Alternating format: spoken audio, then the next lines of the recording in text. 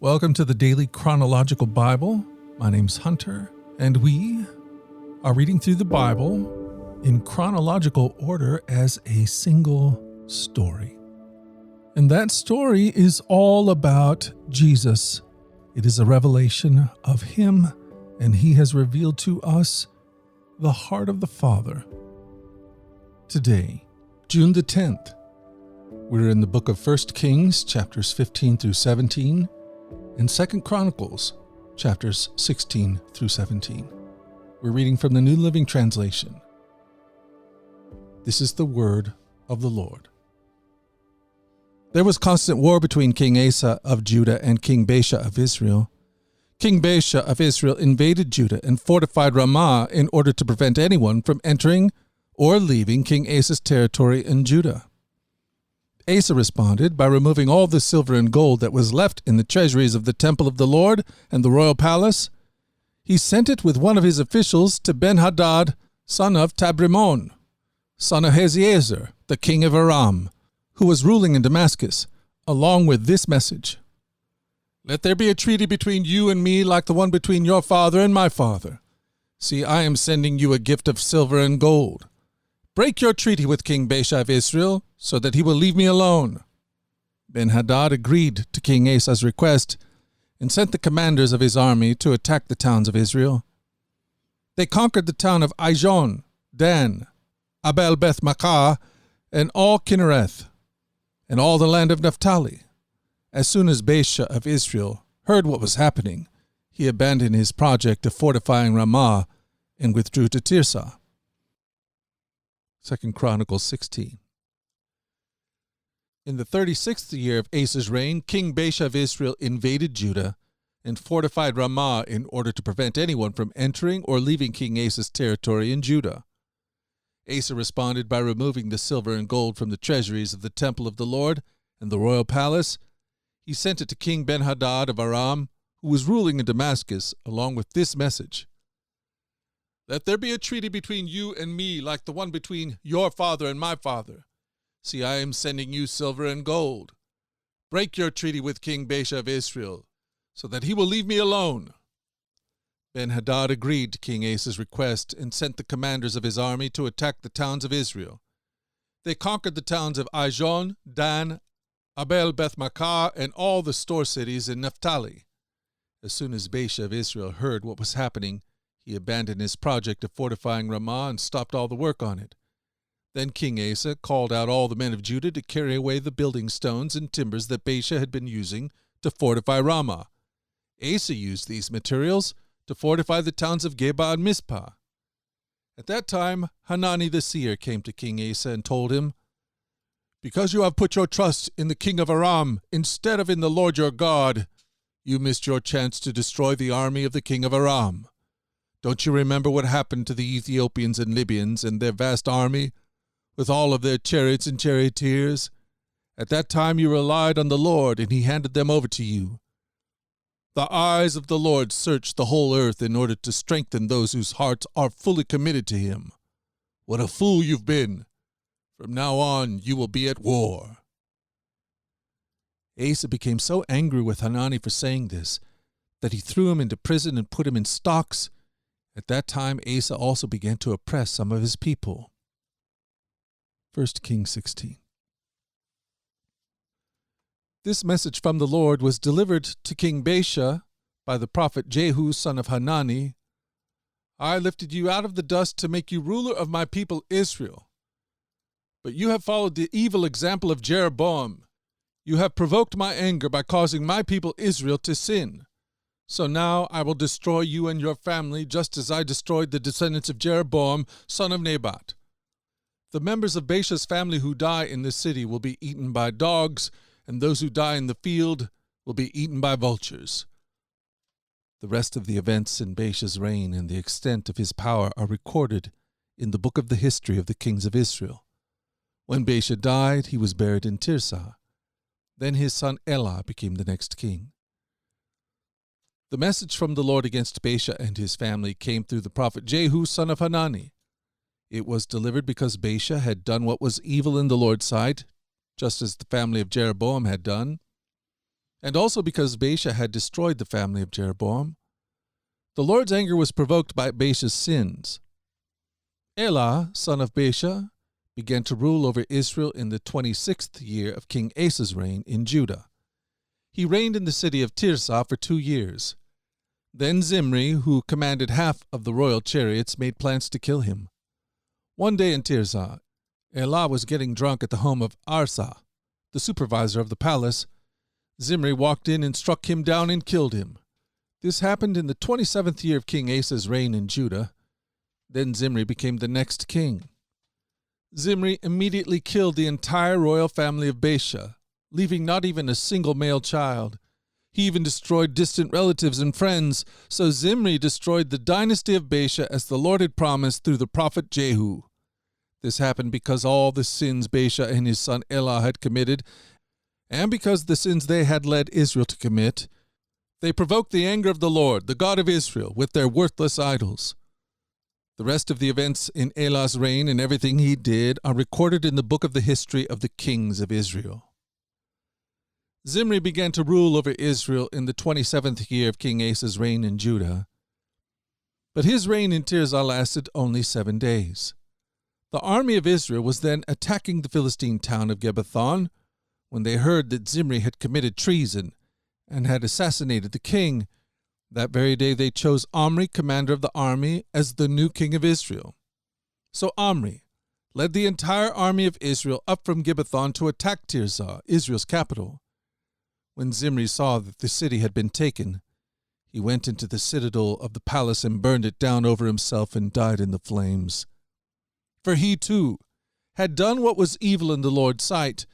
He followed the example of Jeroboam and all the sins he had committed and led Israel to commit.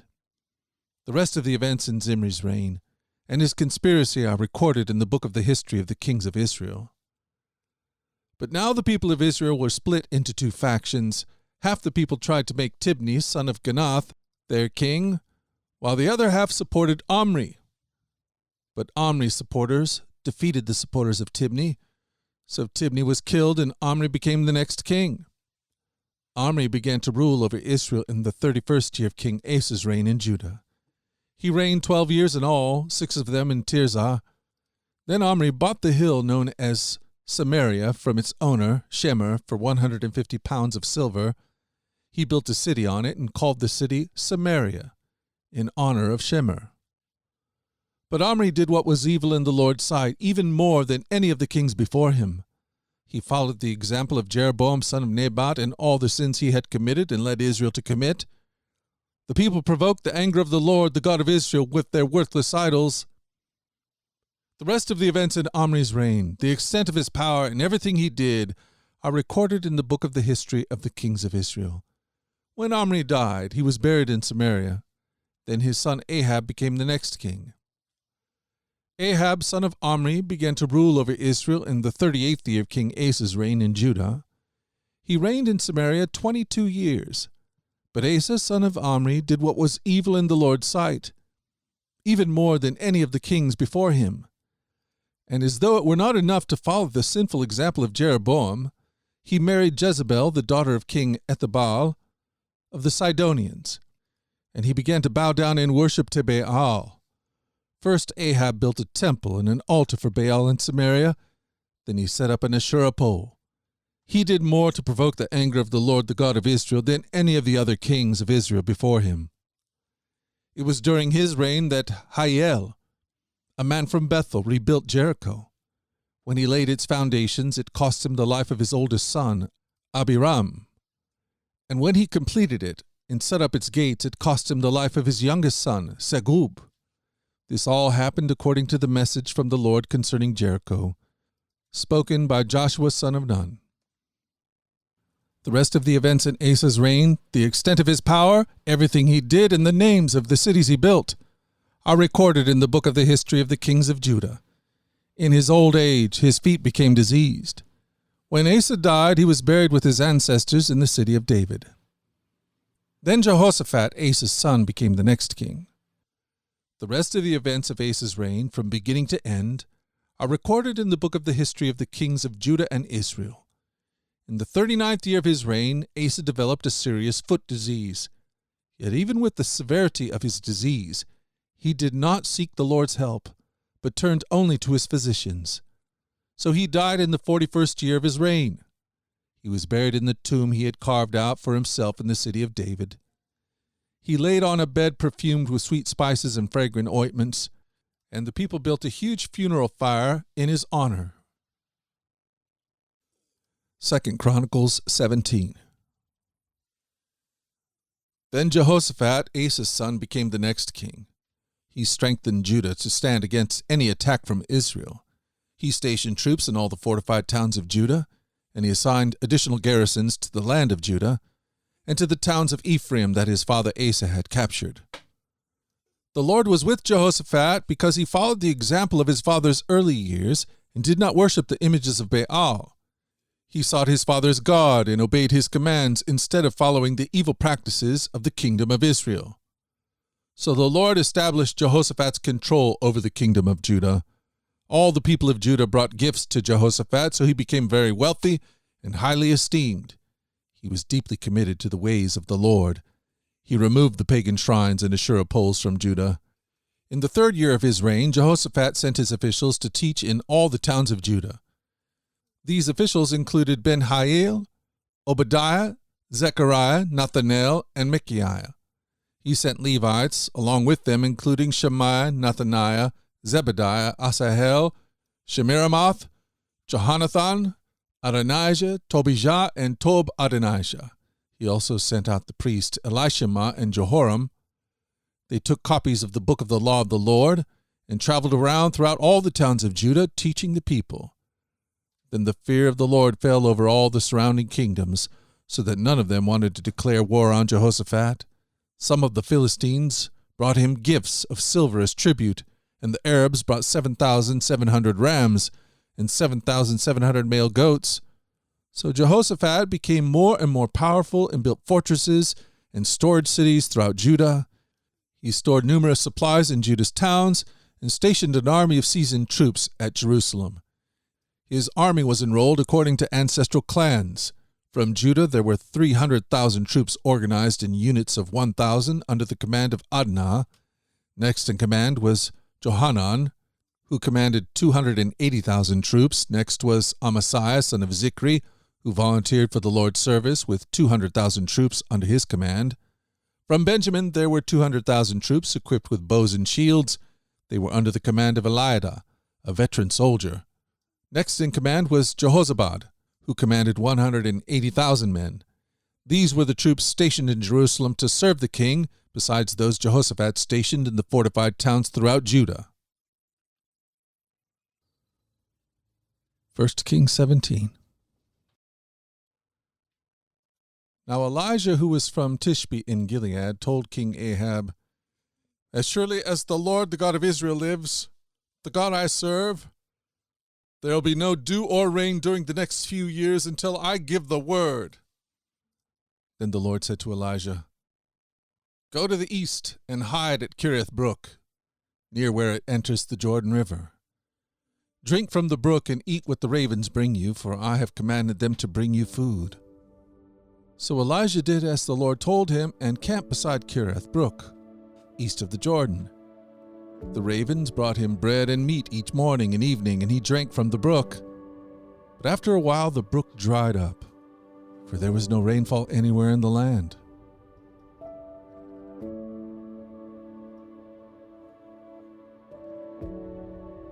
Thank you for joining us at the Daily Chronological Bible.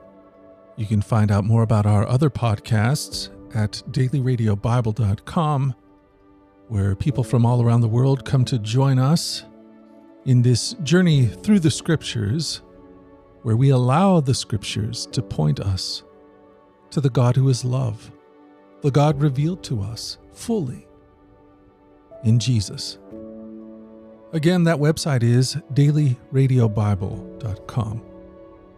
Until tomorrow, let's go forward in God's joy. Let's let His joy be our strength. And let us always remember this, that you are loved.